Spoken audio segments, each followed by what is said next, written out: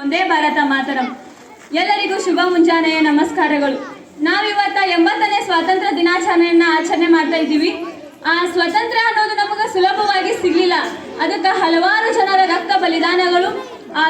ಅದರಲ್ಲಿ ನಾವು ಕೆಲವೊಂದಿಷ್ಟು ವ್ಯಕ್ತಿಗಳ ಉದಾಹರಣೆಯನ್ನ ಹೇಳಲಿಕ್ಕೆ ಇಷ್ಟಪಡ್ತೀನಿ. ಮೊದಲು ಭಗತ್ ಸಿಂಗ್ ಅವ್ರು ಚಿಕ್ಕಂದಿನಿಂದ ಇರಬೇಕಾದ್ರೂ ಕೂಡ ಅವರಿಗೆ ಸ್ವಾತಂತ್ರ್ಯ ಹೋರಾಟದಲ್ಲಿ ಆಸಕ್ತಿ ಇರ್ತೈತಿ. ಅವರ ತಂದೆ ಕೂಡ 3 ವರ್ಷಗಳ ಕಾಲ ಜೈಲು ವಾಸವನ್ನು ಅನುಭವಿಸಿ ಬಂದಿರ್ತಾರು. ಅವರ ಒಬ್ಬ ಚಿಕ್ಕಪ್ಪ ಏನ್ ಮಾಡಿರ್ತಾನಪ್ಪ ಅಂದ್ರೆ ಸ್ವತಂತ್ರ ಹೋರಾಟದಲ್ಲಿ ಭಾಗವಹಿಸಿದಕ್ಕಾಗಿ ಅವನನ್ನ ಗಡಿಪಾರ್ ಮಾಡಿರ್ತಾರೆ. ಆಮೇಲೆ ಅವ್ರ ಇನ್ನೊಬ್ಬ ಚಿಕ್ಕಪ್ಪನು ಕೂಡ ಸ್ವತಂತ್ರ ಹೋರಾಟದಲ್ಲಿ ಭಾಗಿಯಾಗಿದ್ಕ ಅವನನ್ನು ಕೂಡ ಜೈಲು ಶಿಕ್ಷೆಗೆ ಅನುಭವಿಸಿರ್ತಾರು. ಹೀಗಾಗಿ ಭಗತ್ ಸಿಂಗ್ ಅವ್ರು ಕೂಡ ಅಂತ ಮನೆತನದಲ್ಲಿ ಬೆಳೆದು ಬಂದಿದ್ರಿಂದ ಅವ್ರಿಗೂ ಕೂಡ ಸ್ವತಂತ್ರ ಹೋರಾಟದಲ್ಲಿ ಆಸಕ್ತಿ ಇರ್ತೈತಿ.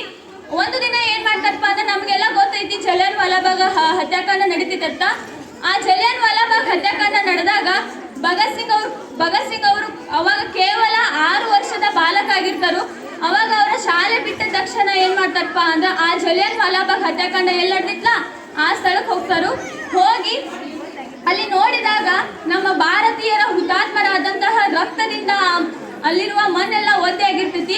ಹೀಗಾಗಿ ಅವರಿಗೆ ಬಹಳ ದುಃಖ ಆಗ್ತೈತಿ. ದುಃಖ ಆಗಿ ಅವ್ರು ಏನ್ ಮಾಡ್ತಾರಪ್ಪ ಅಂದ್ರ ಅಲ್ಲೇ ಕೈ ಮುಗಿದ ಆ ಹುತಾತ್ಮರಿಗೆ ಗೌರವವನ್ನ ಸಲ್ಲಿಸಿ ಅಲ್ಲಿರ್ತಕ್ಕಂತಹ ರಕ್ತದಿಂದ ಒದ್ದೆ ಆದಂತಹ ಮಣ್ಣನ್ನ ತಮ್ಮ ಊಟದ ಡಬ್ಬಿಯಲ್ಲಿ ಹಾಕೊಂಡ ಮನೆಗೆ ಬರ್ತಾರು.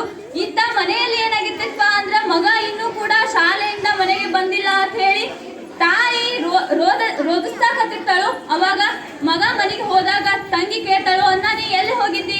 ಇಲ್ಲಿ ಮನ್ಯಾಗ ಅವ್ವ ಅಪ್ಪ ಎಲ್ಲರೂ ಕೂಡ ಎಲ್ಲಿ ಹೋಗ್ಯಾನು ಅಂತ ಎಷ್ಟು ದುಃಖ ಪಡತ್ತಾರು.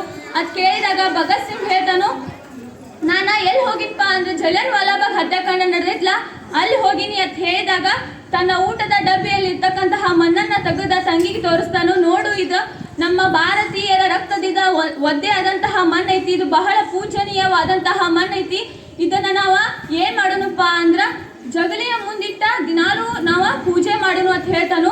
ಹೀಗೆ ಏನ್ ಮಾಡ್ತಾನಪ್ಪ ಅಂದ್ರ ಭಗತ್ ಸಿಂಗ್ ರಕ್ತಗತವಾಗಿ ಬಂದಿರ್ತೈತೆ ಅಲ್ಲಿ ಆತನಲ್ಲಿ ದೇಶ ಪ್ರೇಮ ಅನ್ನೋದು. ಏನ್ ಮಾಡ್ತಾನಪ್ಪ ಅಂದ್ರೆ ಮುಂದೆ ಕ್ರಾಂತಿಕಾರಿಯಾಗಿ ದೇಶಕ್ಕೋಸ್ಕರ ಹಲವಾರು ಹೋರಾಟಗಳನ್ನ ಮಾಡ್ತಾನು. ಮಾಡಿದ ತಕ್ಷಣ ಆತನಿಗೆ ಬ್ರಿಟಿಷರು ಏನ್ ಮಾಡ್ತಾರಪ್ಪ ಅಂದ್ರೆ ಗಲ್ಲು ಶಿಕ್ಷೆಯನ್ನ ವಹಿಸ್ತಾರೋ. ಆತನ ಗಲ್ಲುಗೇರಿಸುವ ದಿನ ಏನ್ ಮಾಡ್ತಾರಪ್ಪ ಅಂದ್ರೆ ಆತನ ತಾಯಿ ವಿದ್ಯಾವತಿ ಬಂದಿರ್ತಾಳು. ಬಂದ ಆತನ ಮುಂದೆ ನಿಂತ ಕಣ್ಣೀರನ್ನ ಸುರ್ಸಾಕತ್ತಿರ್ತಾಳು. ಅವಾಗ ಭಗತ್ ಸಿಂಗ್ ಕೇಳ್ತಾನು, ಅವ್ವ ನೀ ಯಾಕೆ ಅಳಾಕತ್ತಿದ್ದಿ?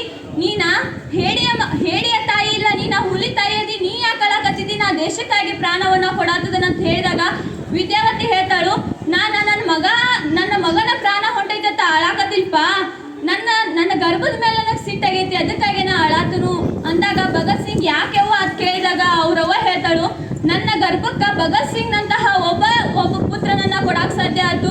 ಇಂತಹ 10 ಜನರ ಪುತ್ರರನ್ನ ಕೊಡ್ತಕ್ಕಂತಹ ಸಾಮರ್ಥ್ಯ ನನ್ನ ಗರ್ಭಕ್ಕೆ ಏನಾದ್ರೂ ಇದ್ದಿತ್ಪ ಅಂತಂದ್ರೆ ನಾ 10 ಜನರನ್ನು ಕೂಡ ಏನ್ ಮಾಡ್ತೀನಿಪ್ಪ ಅಂದ್ರೆ ಸ್ವತಂತ್ರದ ಹೋರಾಟಕ್ಕೆ ಕಳಿಸ್ತೀನಿ ಅಂತ ಹೇಳ್ತಾಳು.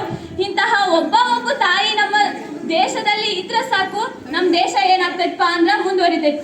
ಏನ್ಪ ಅಂದ್ರ ನಮ್ಮ ದೇಶ ಅಂತಕ್ಕಂಥದ್ದು ಯಾರ ಮೇಲೆ ಡಿಪೆಂಡ್ ಆಗಿತ್ತಪ್ಪ ಅಂದ್ರೆ ಹೆಚ್ಚು ತಾಯಂದಿರ ಮೇಲೆ ಡಿಪೆಂಡ್ ಆಗೈತೆ. ಅದಕ್ಕಾಗಿನ ಮನುಸ್ಮೃತಿ 6ನೇ ಅಧ್ಯಾಯದಲ್ಲಿ ಮನು ಬರಿತಾನೆ ಏನಪ್ಪಾ ಅಂತಂದ್ರ ಉಪಾಧ್ಯಾಯನ್ ದಶಾಚಾರ್ಯ ಆಚಾರ ಶಿತಂ ಪಿತಂ ಮಾತೃಗೋನ ತಿರಚ್ಛತೆ. ಅರ್ಥಾತ್ 10 ಜನ ಉಪಾಧ್ಯಾಯರಿಗೆ ಒಬ್ಬ ಆಚಾರ್ಯ ಸಮ, ಅಂತಹ 100 ಜನ ಆಚಾರ್ಯರಿಗೆ ಒಬ್ಬ ತಂದೆ ಸಮ, ಅಂತಹ ಸಾವಿರಾರು ಜನ ತಂದೆಯಂದಿರಿಗೆ ಒಬ್ಬ ತಾಯಿ ಸಮ ಅಂತ ಹೇಳಿ ನಮ್ಮ ದೇಶ ಏನ್ ಮಾಡ್ಬೇಕಪ್ಪ ಅಂದ್ರ ಎಲ್ಲಾ ತಾಯಂದಿರು ಕೂಡ ತಮ್ಮ ಮಕ್ಕಳಲ್ಲಿ ದೇಶ ಪ್ರೇಮವನ್ನ ಬೆಳೆಸ್ಬೇಕು. ಈಗಾದ್ರೂ ಕೂಡ ನಾವು ಇತಿಹಾಸದ ಪುರುಷರನ್ನ ನೆನೆಸ್ಕೋಬೇಕಾದ್ರ ಅವರ ತಾಯಿಯ ಹೆಸರನ್ನ ಮೊದಲು ಮಾಡ್ಕೊಂಡು ಗುರುತಿಸ್ತೇವೆ. ಉದಾಹರಣೆಗೆ ಭೀಷ್ಮರನ್ನ ಗಂಗಾ ಪುತ್ರ ಅಂತ ಗುರುತಿಸ್ತೀವಿ, ಅರ್ಜುನನನ್ನ ಕುಂತಿ ಪುತ್ರ ಅಂತ ಗುರುತಿಸ್ತೀವಿ.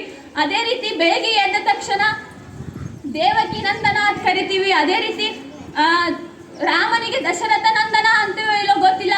ಬೆಳಿಗ್ಗೆ ಎದ್ದ ತಕ್ಷಣ ದಿನಾಲೂ ಕೂಡ ನಾವು ಸುಪ್ರಭಾತವನ್ನ ಹಾಡ್ತೀವಿ. ಕೌಶಲ್ಯ ಸುಪ್ರಜಾ ರಾಮ ಪೂಜಾ ಸಂಧ್ಯಾ ಪ್ರವಸ್ತತೆ ಅಂತ. ಹೀಗಾಗಿ ನಾವೇನ್ ಮಾಡ್ಬೇಕಪ್ಪ ಅಂದ್ರೆ ನಮ್ಮ ತಾಯಿಯ ಸ್ಥಾನದಲ್ಲಿ ಇರ್ತಕ್ಕಂಥವ್ರು ನಮ್ಮ ಮಕ್ಕಳಲ್ಲಿ ಏನ್ ಮಾಡ್ಬೇಕಪ್ಪ ಅಂದ್ರೆ ದೇಶ ಪ್ರೇಮ ಅನ್ಸಕ್ಕಂಥದನ್ನ ಬೆಳೆಸ್ಬೇಕು. ಇನ್ನೊಂದು